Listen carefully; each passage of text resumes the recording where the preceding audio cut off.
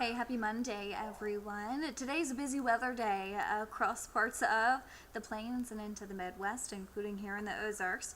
Warm front off to our north, cold front off to our west, and we'll look at storms beginning to develop late this afternoon, evening, and overnight that could be severe.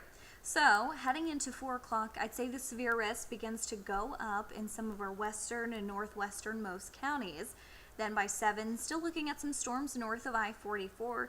This is a model, it's not going to be exact, so just know that window for severe storms is going to be around 4 p.m. through about 1 o'clock in the morning tonight, with our southeasternmost counties closer to 1 a.m.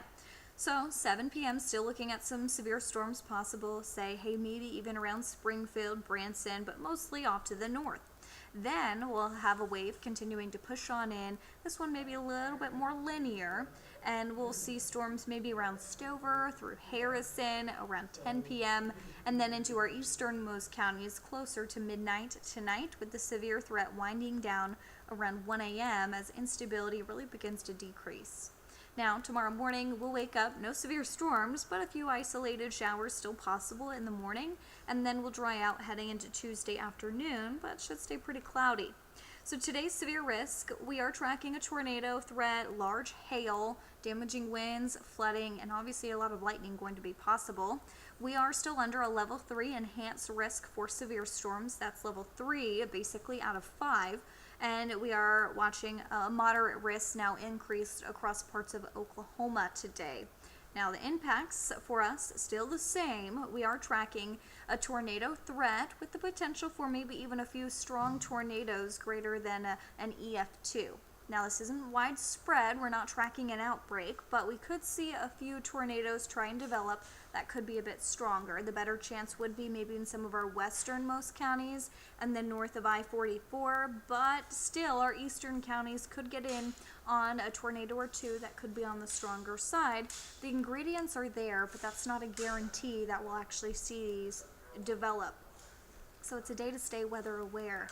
Hail will be one of our biggest threats, and large hail up to baseball size will be possible. Once again, better risk in some of our westernmost counties, but our southeasternmost counties, areas like West Plains into parts of north central Arkansas, could still see some very large hail possible through the day today and into the evening. Now, wind, you see these lines on here that's trying to indicate maybe a better risk for wind gusts up to 70 miles an hour, and that does include basically our entire area. So here's what I want you to do now to prepare. Download the KY3 weather app. You'll get all of the latest watches, warnings when you have your location setting turned on directly to your phone for your location. And to prepare now, clean out your safe space and shelter. That is going to be the most interior room of your house, with as many walls between you and the outside as possible. Absolutely no windows in this room either. That's going to be really important. And if you have a basement, that's going to be your best location as well.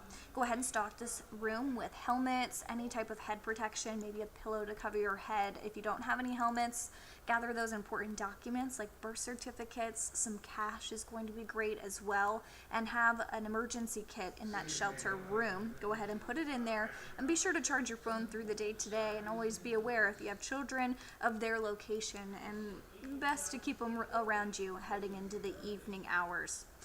Rain total wise, we'll also watch the potential for some localized flooding. We could pick up about 1/2 inch to 3 inches of rain in a few spots that do see storms training over the same areas. I think that better chance for some flooding would be in some of our northernmost counties, but really anyone could get in on some significant rainfall over the next 24 hours.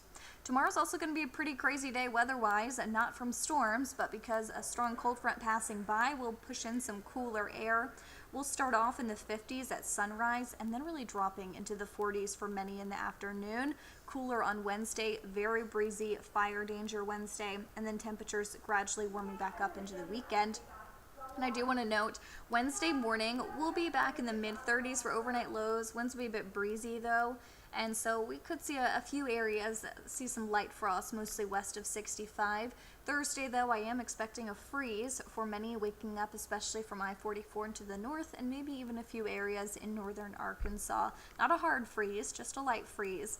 And then we'll see temperatures warming back up later Thursday afternoon into the upper 50s. Today, mid 70s for many, a few warmer spots here and there. By 9 o'clock, we are still in the 70s. And then here's a look at tomorrow morning. We'll wake up in the 40s for some, to 60s for others. Temperatures dropping throughout the day, for many staying in the 40s all afternoon long, so it will be a bit cooler.